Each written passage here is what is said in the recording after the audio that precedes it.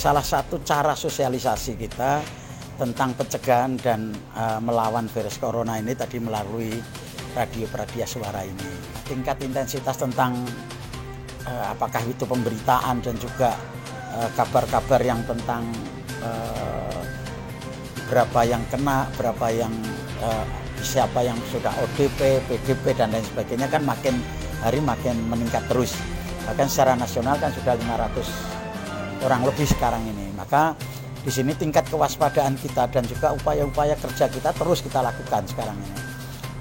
Jadi tingkat masyarakat juga sudah minta apakah harus ada penyemprotan desinfektan di tingkat desa. Nah, saya minta juga nanti di pemerintahan desa juga sudah mengantisipasi ini. Karena sekarang kan pemerintahan desa itu juga cukup mandiri kan, dia punya dana desa, punya ADD dan lain sebagainya. Juga pendapatan asli desanya juga bisa dipakai itu untuk melindungi warganya, masyarakatnya untuk menghindari virus corona ini. Dan yang paling penting itu sebenarnya edukasi kepada masyarakat kita. Bagaimana kita melawan virus corona ini di tengah-tengah masyarakat kita.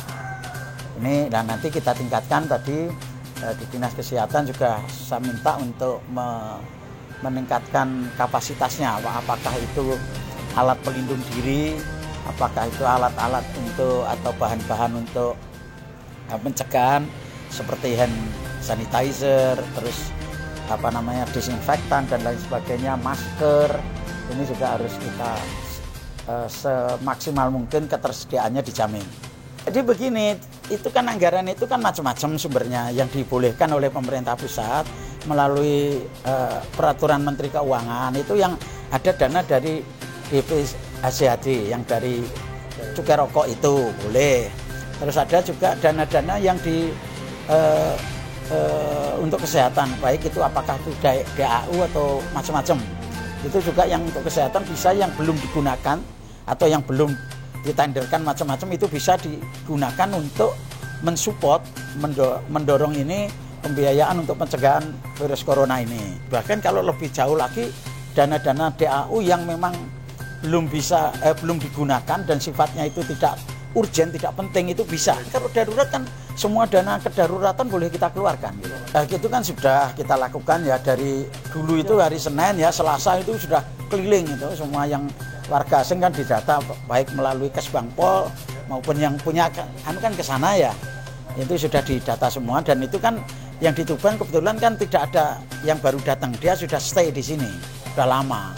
Ya kalau perusahaan kan dia punya SOP sendiri, kuat kan dia menerapkan, apalagi asing gitu. Nah, kalau itu yang datang dari luar kan sementara kan yang dari negara-negara sudah kena corona ini kan tidak boleh masuk ke sini. Ini kan diperluas sampai hari ini mungkin besok sekarang 6 ya. Mau ditambah lagi 2 sehingga 8. 8 itu pas di rumah sakit RSUD Dr. Kusma itu berarti 16 nanti. Karena bukan kan satu ruangan bisa 2. Ya. Ini sekarang 6 tambah lagi 2 8 kan. Ruangannya 8. Terus nanti di sana di Jatirogo itu Ali Mansur itu rencananya kalau di Ali Mansur bisa 2 yang kita ini.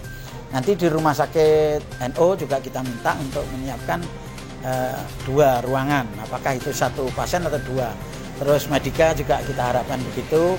Mungkin sebentar rumah sakit Muhammadiyah yang swasta juga harus partisipasi untuk menyiapkan ruangan isolasi.